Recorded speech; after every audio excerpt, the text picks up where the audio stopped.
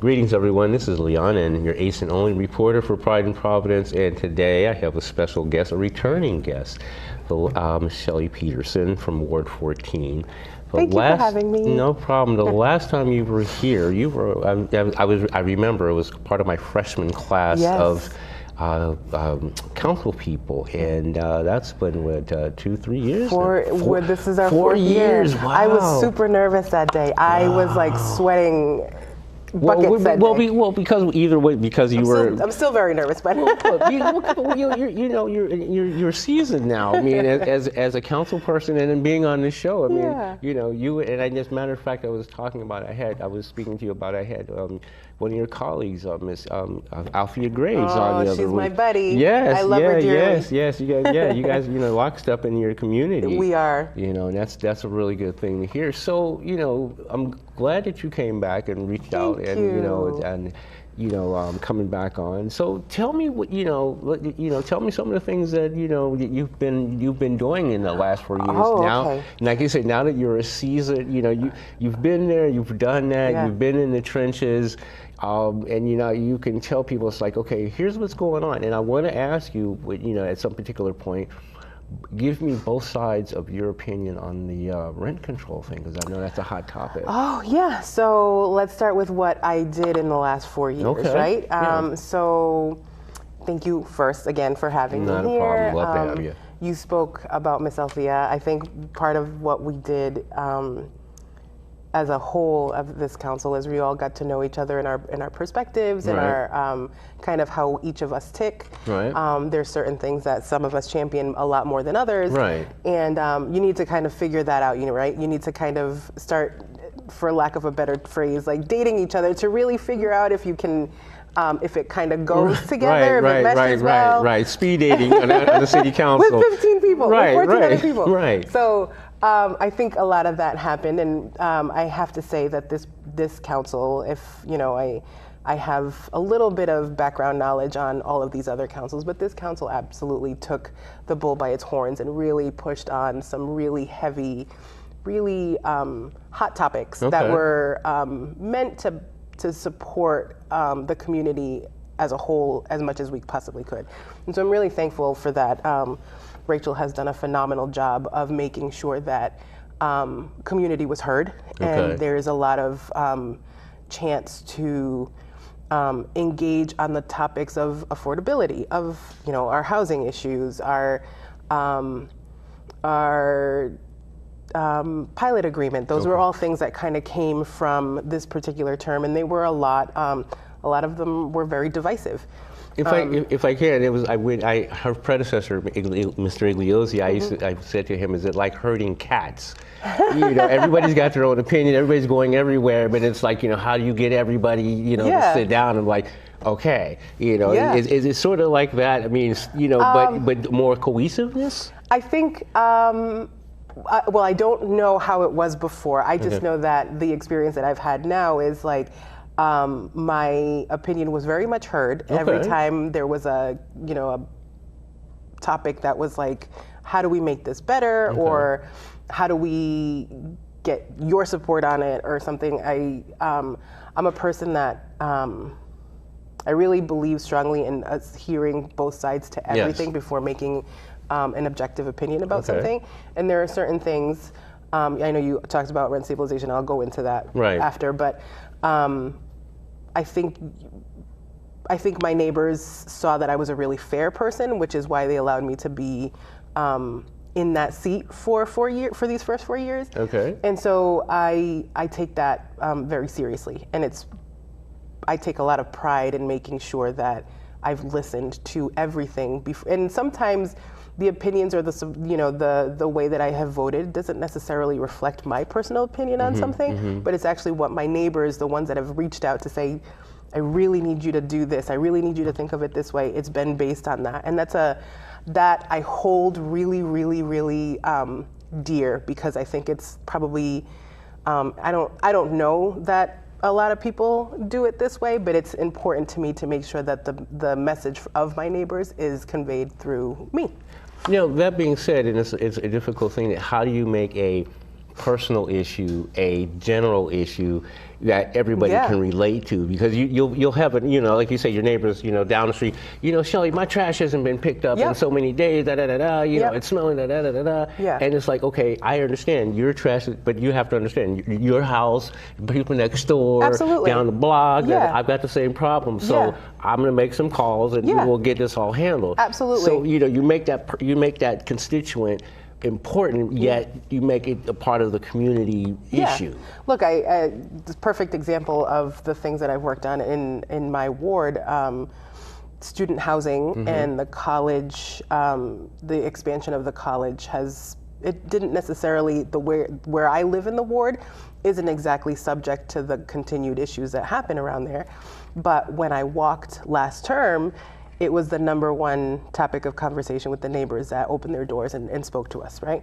And it was like, hey, like, I gotta be honest with you, when I drive down Eaton Street and it looks like a hot mess, and I get that the kids have a right to party, but it's a lot, and that's not fair to us. And the noise is an issue, and also the college has bought off all these houses, and like, what's that gonna look like? Is it gonna be for students?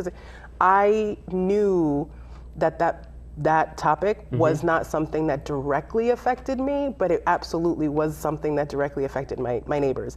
And the large part of what we did this term was focus on that. In my particular ward, I listened to the neighbors that were like, we have an ongoing issue here. Nobody's been listening to us, and we really need something, right?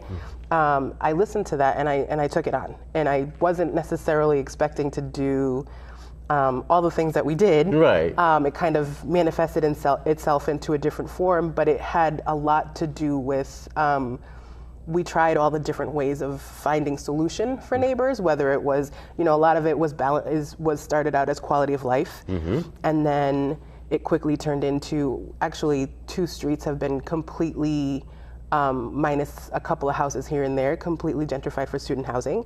Those were working class families. Now it's in the Wanskuck area. So now it's not in the Elmhurst area, which Ward 14 is a tale of 2 neighborhoods in Elmhurst and Wanskuck.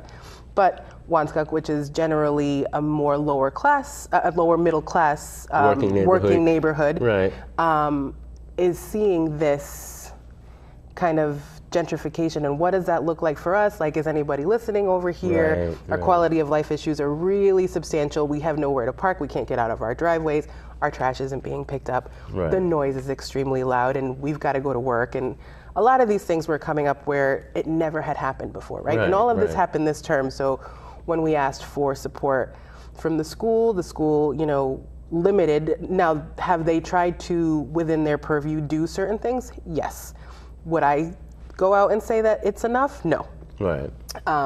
We asked the landlords for some help, and then, you know, it was a lot of judgment call that was like, if we're not going to get support from either school or landlord, and we've got to create regulation around this, it's not going to be well received, but we have to do something for the community. And that's what we did. A few of them are still up in the air. The one that is the most current, and I think is going to be right now the most successful, is the Student Overlay District, which is going to be heard in July at the CPC to see if it gets approved.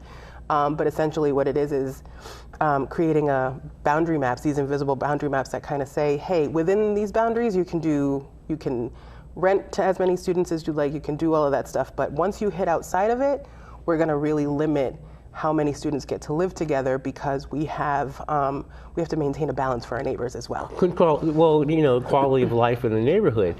Now, that being said, and I'm going to try to weave all these things, the gentrification, the mapping, and in the colleges, and people saying, well, Brown and PC, Yeah, it's become a larger scale issue, right? And Yeah. they're buying up all these properties, and they're not turning them into houses. They're going to turn them into more study halls or more buildings. How and like you said, the gentrification with how do you address that for your everyday constituent? That like you said, it's a great worried question. about them.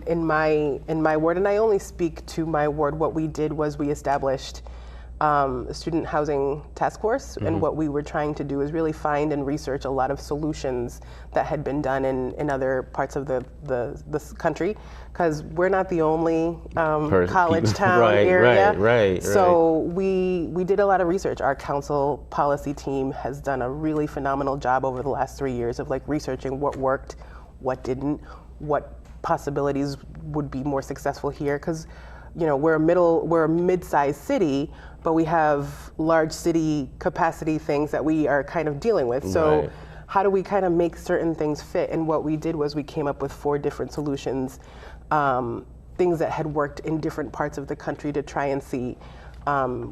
These are, I would say that in an effort to help neighbor, these are not controversial ordinances that we've proposed. But I do think some people, special interests, are like, well, hang on a second. This doesn't necessarily benefit us the way that we want. Right. So how do we? And so we're kind of at that crossroads with a couple of them. I think that the overlay district will be one that is more widely supported. At least I hope. But there are other things that kind of came out of this conversation that became a larger issue, right? Like 50% of the land in the city is not taxable. Right. And so places like Ward 14 are not just dealing with student housing expansion, which is kind of cutting up, downsizing our neighborhood in general. Right. And then also the colleges get to expand, right? So you're dealing with it on both ends. So how do you make all of this work? Tax-free. And that's exactly right. So it becomes a larger conversation of well, what are we doing as a city to prioritize neighbor, understanding the fact that our revenues only come from these sources, right? And 50% of that source is actually not available to you. Right. It's become a hot topic, right? And this is, I am happy that this is something that came out in this term, because we started with what was, in my opinion, a really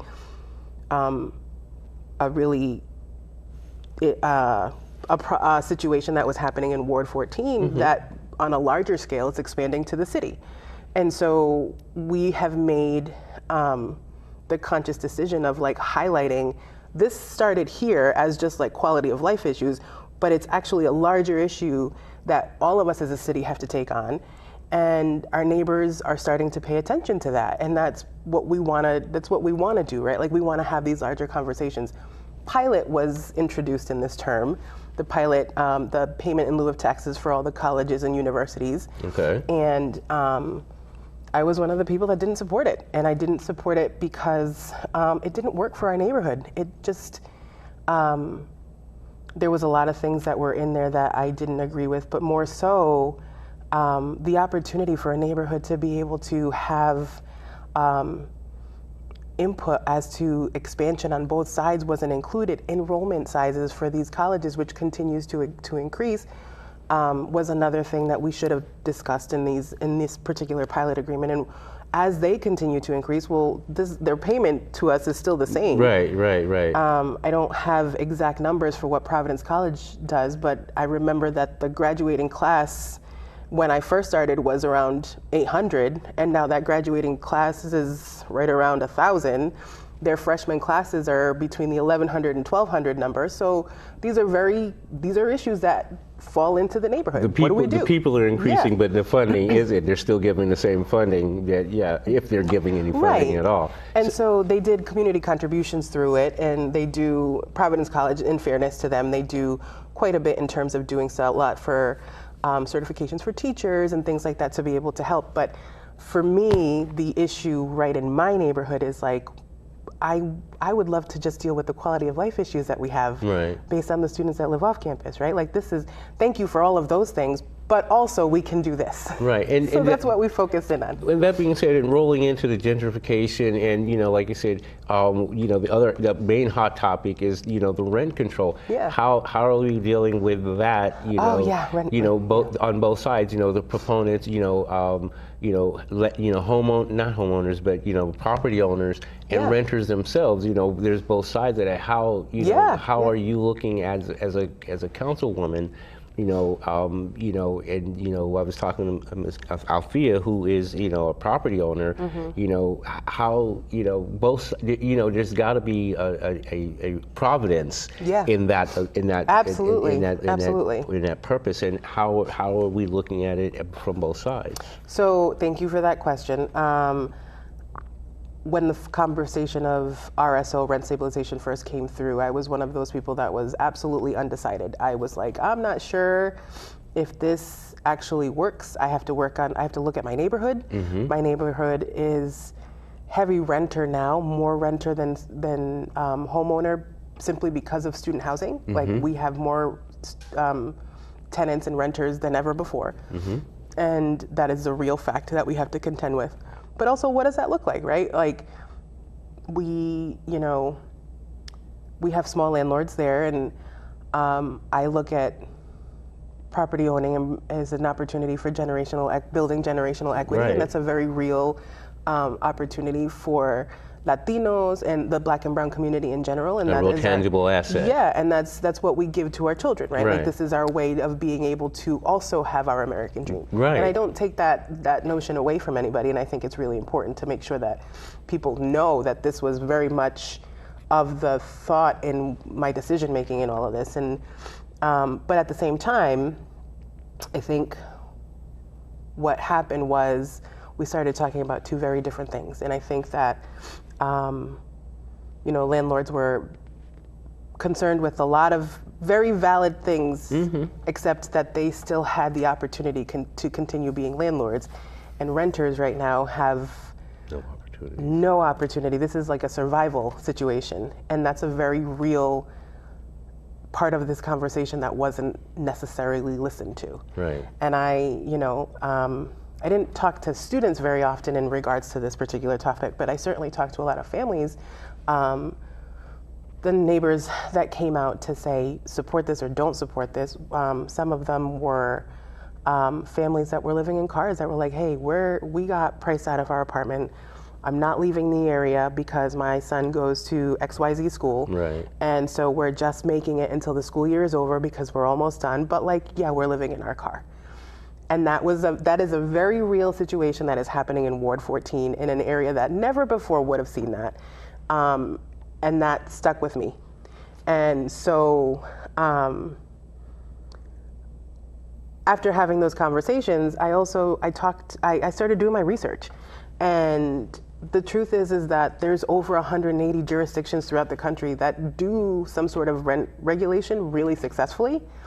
And the one part that I wasn't super warm and fuzzy on was the part that any new construction would be given kind of like leeway for 15 years of being able to rent at market rate and not have the ordinance go into effect. Okay, so you're saying, they're saying, so for 15 years. If it was a new construction. If it was a new construction, I can raise. You could have done market rate, yeah. And I can raise my rent as much as I want, whenever I want, and they didn't have to be subject to the ordinance. Okay. In a neighborhood like mine, that every single purchase, not every single purchase, it's not every single purchase, but the majority of the purchases have been for student housing or a redevelopment of some sort from a larger corporate landlord. Right. The first thing they do is knock it down. Right. And rebuild it. So we were talking about the rent stabilization and how it is affecting the local neighborhood and how you're 15 years and you said they can come in and knock the building down, an old building down that's been there, that's stable, and do they get by by the reconstruction? It's like, okay, well, it's a new building, so I've got this 15-year grace to do whatever I want. That didn't work in my neighborhood because that's what they do all the time. So my neighborhood wouldn't necessarily apply to this particular rent stabilization. So how do we help the neighbor, right? I asked for those changes and they made them. And then I supported. So yeah, that was ultimately knowing that there's research that says actually rent regulation does work in some form in other places. And the research that I did was really around areas that looked like Providence. Okay. To see if it worked, and it did. Now, and with the rent stabilization, things like that, we were talking about, larger companies coming in, corporate companies coming in, and you were talking about how they can get around the old ordinances or the laws that are in by coming in and taking a building, knocking it down, reconstructing a new one, and then it's like, okay, well, I've got a new lease now, so in this new building that I've constructed, under the new laws and permits, I can now go 15 years, charge whatever I want, and then start pricing people out of the neighborhood. Yeah, I mean, I think it's already happening. The largest landlord in my neighborhood charges per student, so they charge anywhere from $800 to $1,200 per student and put 8 to 10 students in one apartment. And that kind of dictates what the market rent looks like in my neighborhood, right? So that's a very real problem. I get it, right? It's student housing is very much a way to make substantial amounts of money. And there is a need for student housing. But we're not bringing families back into the neighborhood, which is what we should be doing. Instead of building family homes, we're building student housing and not allowing the opportunity for the American dream. I would think that long term, yeah. So, and how do we, and now with the rent stabilization, how does that help address some of those issues? So the rent stabilization, what they would have done was allowed for people just to be able to continue renting at the rate that they're already renting with minimal increases. And those minimal increases allow you to budget better, spend more, utilize your local services, and spend in the businesses that are local to you and things like that. Larger increases that are really sudden don't allow for you to have that opportunity. So your flexibility in spending kind of goes away. But at the same time, the need to be able to make more money just to be able to have a roof over your head is very imminent. And that's a very real problem for so many people in Providence right now. So would you say the inspiration behind the bill is, like you said, to stabilize literally a neighborhood, promote growth, yeah, and keep those dollars in the neighborhood so that way the neighborhood flourishes? Absolutely. I think that having the opportunity to give families the chance to budget and financially not worry about this big impending potential increase allows you to prioritize where you can spend more. And do that, right? And keep businesses open and the reality is that people aren't spending money right now. So in the 02908 neighborhood, we've had 8 to 9 businesses close because people aren't spending money because they don't have it. So on a larger level, it allows us to do all of that, but also the cost of living is so high that it allows people to be able to not have to decide whether they're going to pay the rent or they're going to pay the electricity. Or buy food for the kids. Or buy food for the kids. So those are very real essentials, right? That people don't have to worry about so much just by giving that 4% up to 10%, depending on what the situation was. Right. That to me allows for us to keep families here in Providence. On a larger scale, it allows us to maintain the schools that we have, and et cetera, et cetera, et cetera. Well, so would you be able to say to the universities, that basically have this free land? It's like, okay, we'll let you build your other buildings, but you've got to, give us back some of the money. Yeah. How do we reciprocate between you know, Yeah. the colleges and the city, you know, to make these things happen? I think that we have an opportunity with so by federal charter, we can't tax the colleges and universities. That's just a given. It has nothing to do with the city wanting to. It has nothing to do with the state wanting to. We just cannot. These are there's this exemption that exists for all colleges and universities, hospitals, etc. So even if we wanted to, we would never be able to the way that we're looking at. But I think that we have an opportunity to say, look, as you continue to expand, we should also reconsider the negotiation of what this looks like, because we've given you so much, right? And the resources that you're giving us, while the community contributions are great, we also have to take into consideration that costs are higher. Affordability is at an all-time low. Your expansion doesn't just mean your institutional footprint, it's also the students that you're bringing in. It's also all the housing that has to come with it, because you don't offer student housing to seniors. We should be able to revisit this, and all the colleges did it together, right? There was mutual benefit in all the colleges coming in collectively and saying, no, we're gonna do this together. Right. It was a strategy that it worked for them, right? I believe that we should be able to revisit this every term based on what has happened previously to see where we can expand, where we can receive more.